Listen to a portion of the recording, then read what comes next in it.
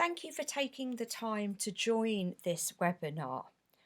What we're doing with this session is sharing some personal and best practice tips for our physical, mental and social well-being whilst working from home.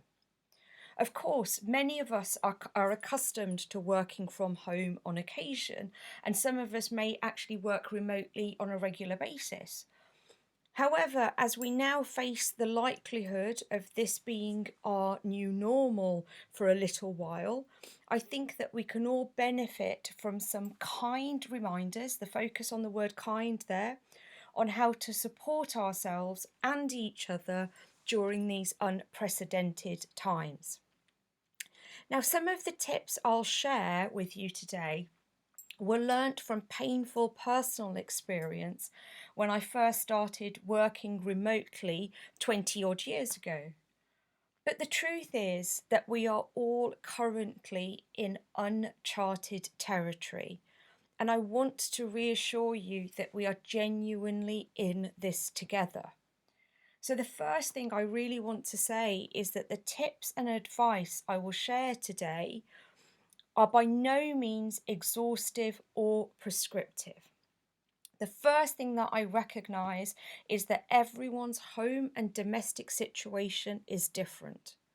Some of us are lucky enough to have a dedicated workspace, and some of us in shared living arrangements will be fighting for space on the sofa at the moment. And now, with school closures adding an extra layer of, I was going to say chaos, but let's say liveliness to our domestic situations.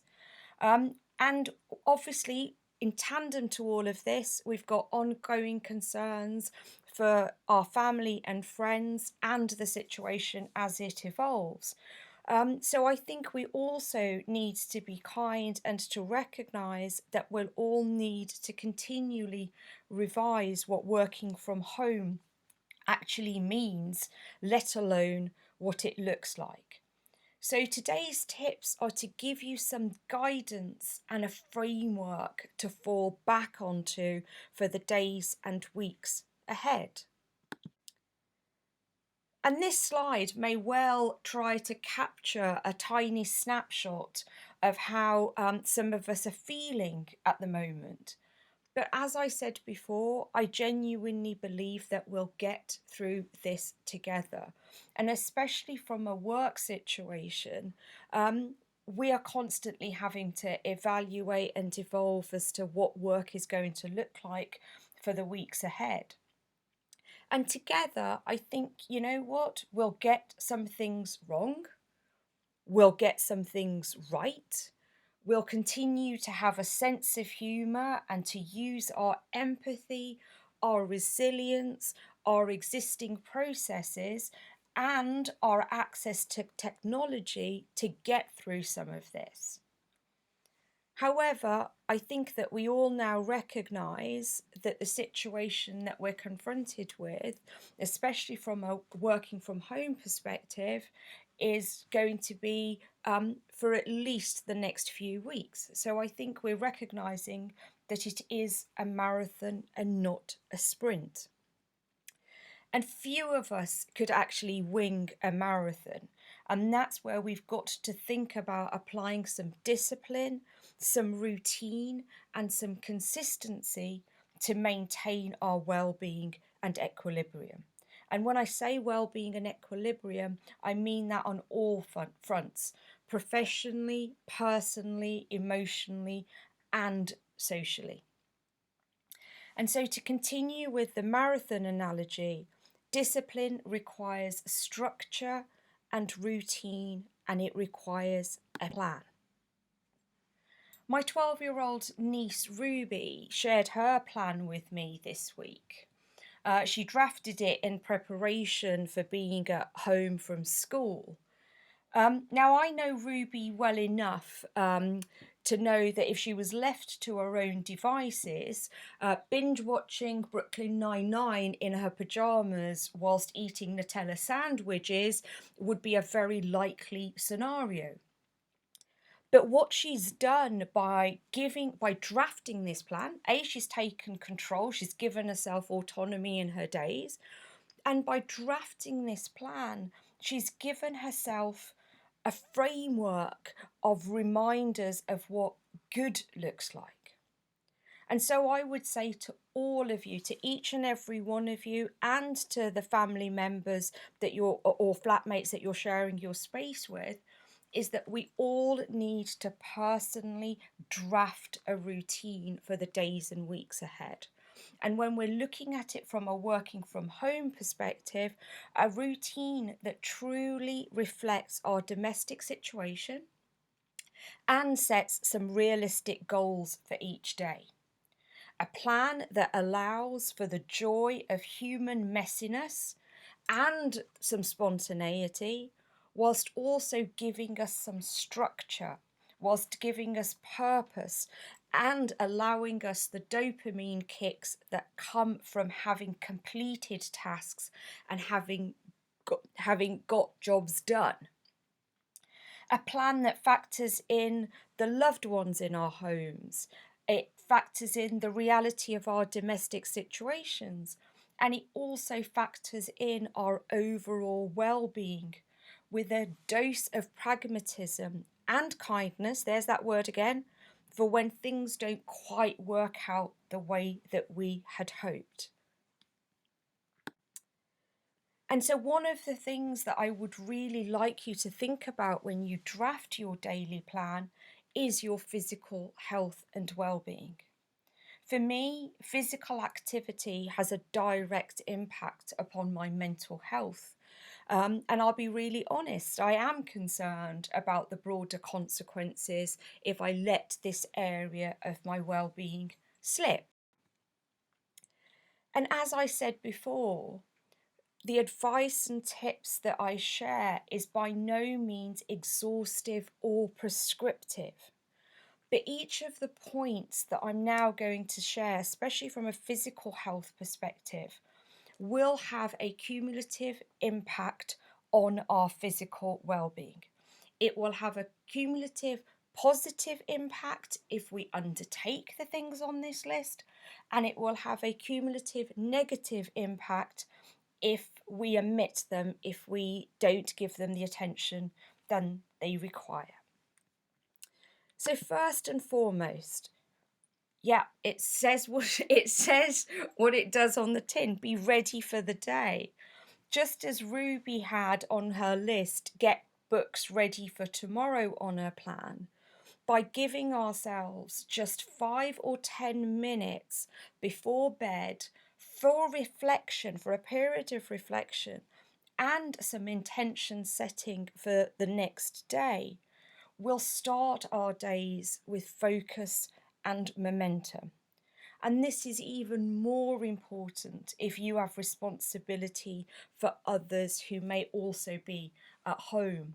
We all know what it's like to lose the day, to get to get carried forward with the energy of other people. So having this structure and plan before you've gone to bed will really start the day with a little bit of clarity.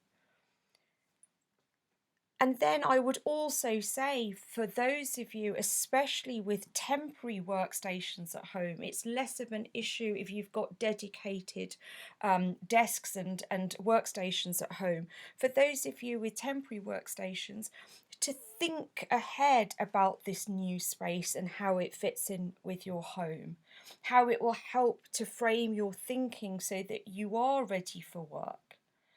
But I'd also want you to think about how you can pack it away at the end of your workday, so that it is then out of mind for you to then think about other things.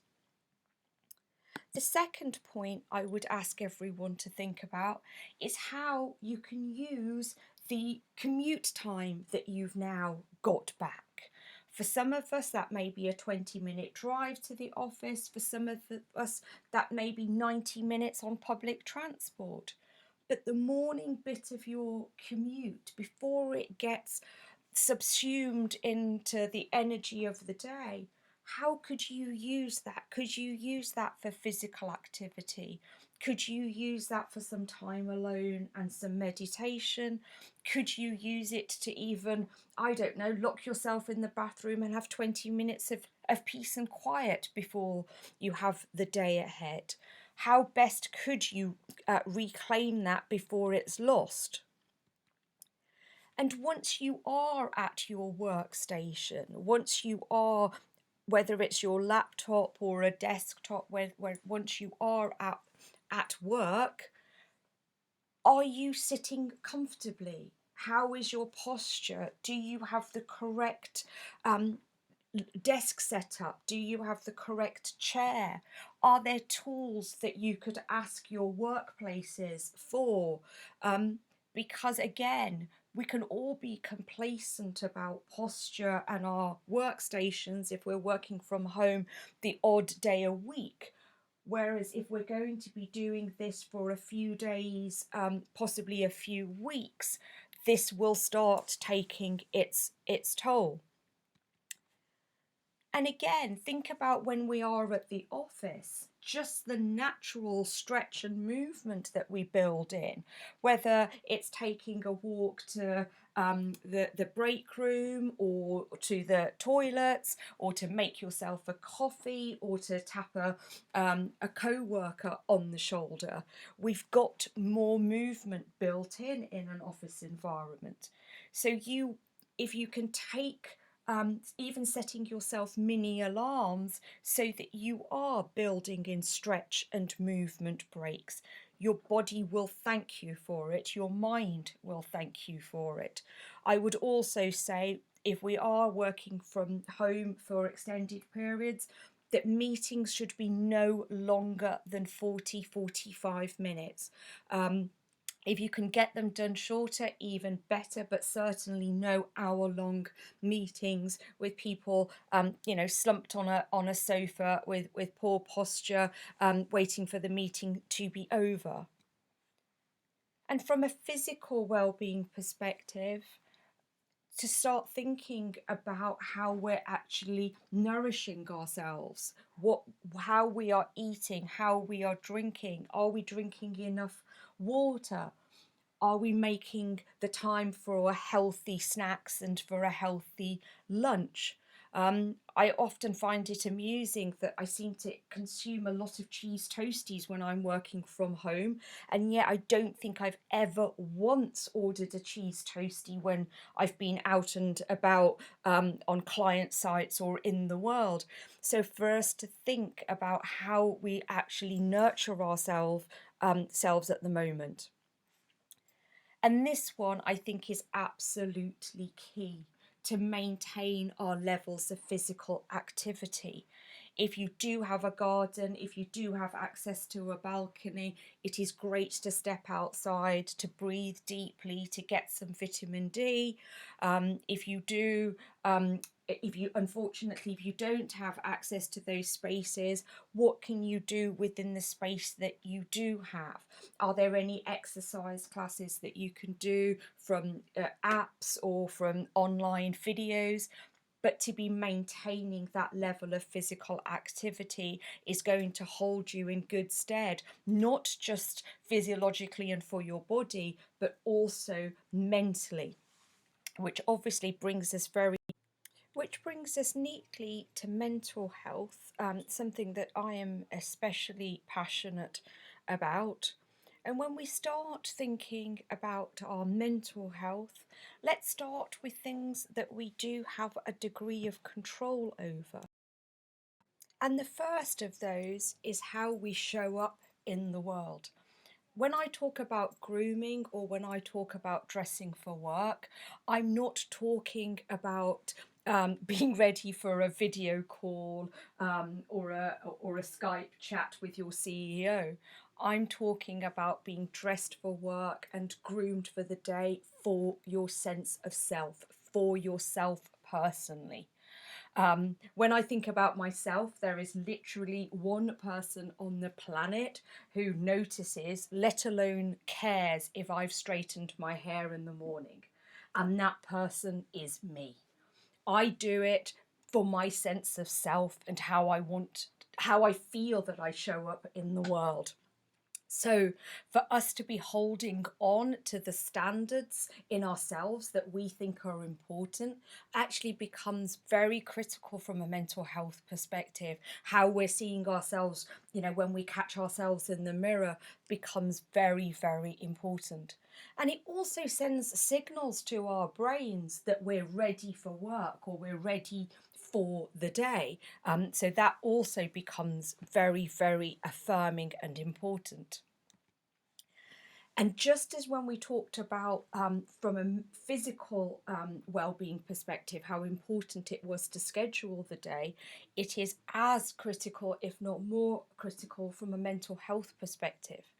For you to think about your breaks, for you to think about your relaxation and recharge time, for you to think about meals, for you to be thinking about allowing yourself windows of opportunity to stare off into space or to look at the sky or to look at a patch of green grass with a bird on it. All of these things are fundamental to supporting us, to nurturing our mental health. And for you to allow yourself the kindness when some of these scheduled tasks may go awry, but to also give yourself that kindness and your flexibility. And I think if there was ever a time where it's just important for us to be connecting with others, to pick up the phone and to call each other, to hear each other's voices, to listen to the nuances that we have in verbal communication, the time is now. I found myself making more phone calls in the last 10 days than I probably have in the last month. And I'd forgotten how much I enjoyed it, how much I enjoyed hearing people's emotions and people's energy, which is obviously lost on chat or IM or on emails. This one I think is absolutely critical. Just as when we were talking about physical health, I asked you to be discerning and mindful about what you consumed, what you put into your bodies. I would now ask you to be discerning and mindful about what you consume and what you put into your mind. We are living at a time when we are bombarded by news, by updates, by notifications, by alerts, by a ticker tape parade of statistics. Our brains have not evolved to have that level of barrage of information, let alone negative information. We have an opportunity to set boundaries ourselves, to close unnecessary tabs, to turn off notifications, to get off social platforms where we are just seeing the worst of humanity reflected back. And I'm not saying that we bury our heads in the sand. I'm saying that we are discerning and mindful of how we consume news, that we limit our intake for what works for us.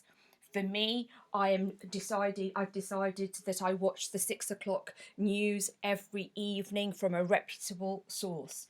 I need to be informed, but I don't need to be overwhelmed. And if I'm overwhelmed, I'm paralyzed. And if I'm paralyzed, I'm not capable of supporting in any little way at all. So we have an opportunity, all of us, individually and collectively, to decide what we consume and how we consume it. And from a work perspective, all of this additional noise, of course, is having an impact upon our energy, on our concentration, on our productivity, on our just being present for work. So it's very important that with kindness, we focus on quality, not quantity.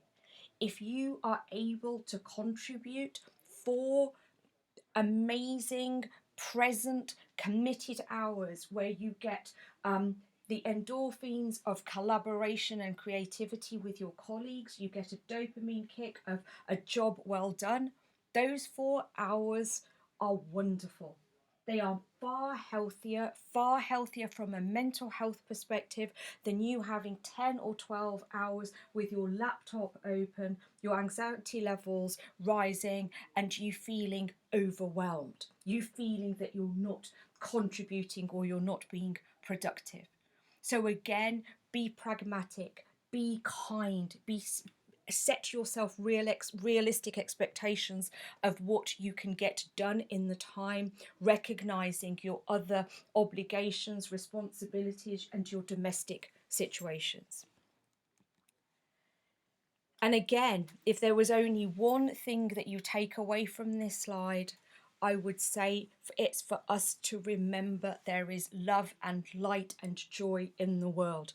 For you to have fun, to interact with people, of course, that may well be virtually, but for you to remember to have fun. And again, when we talk about how we consume information, we make choices all of the time. We make choices as to which news article we click onto or which TV program we decide to stream. Now's the time to embrace some of the lightness in life.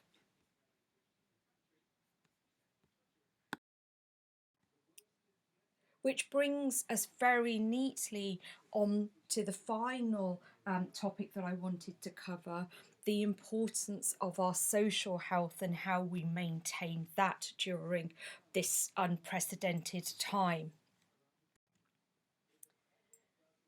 And human connections are more important than ever.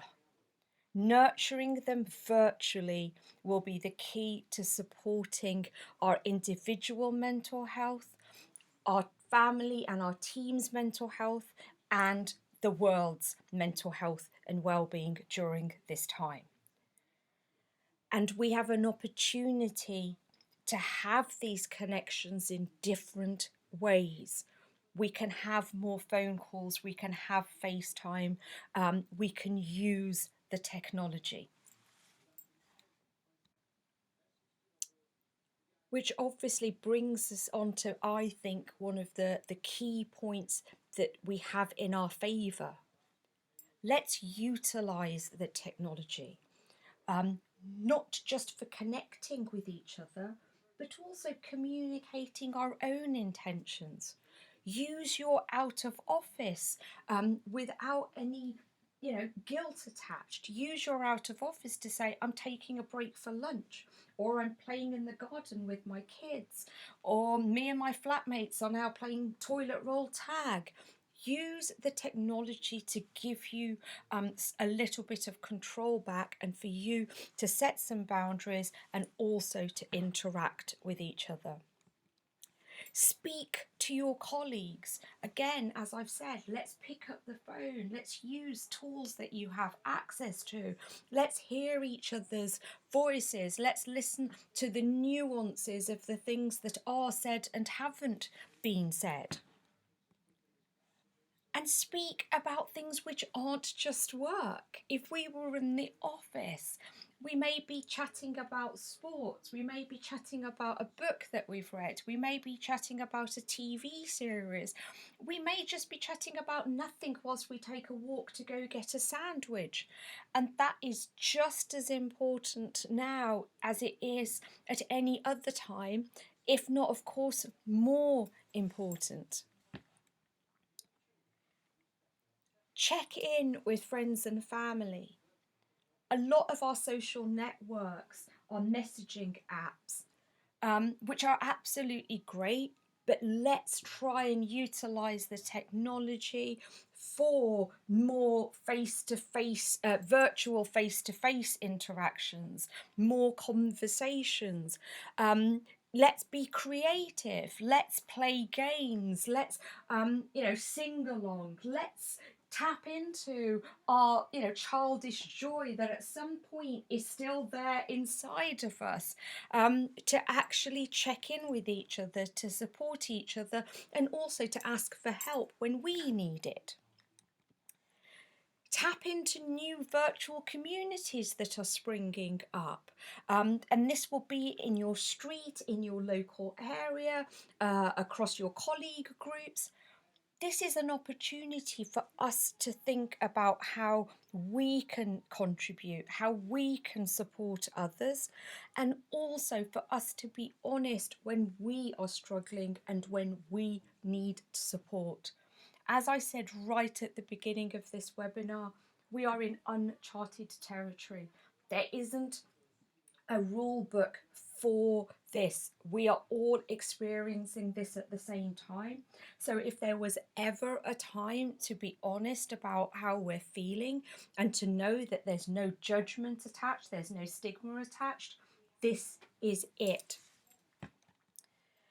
And again, if you only took one point away from this slide, it's for us to have fun, to tap into our creativity, into bits of joy, into our humour, and also to embrace it. So when we are making a choice from the streaming service as to what to watch, what can we watch that's actually going to lighten our mood and to bring some kindness, some joy, some laughter into our lives?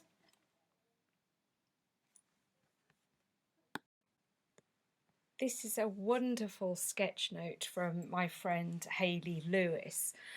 She does these amazing sketch notes. If you do get an opportunity to check out her work, I highly recommend it. She brings concepts and philosophies to life, and this is what she's done here with advice from one of our leading mental health organisations in the UK. Obviously, some of the resources here are UK specific, but you can apply them to various countries. And this is a very useful resource.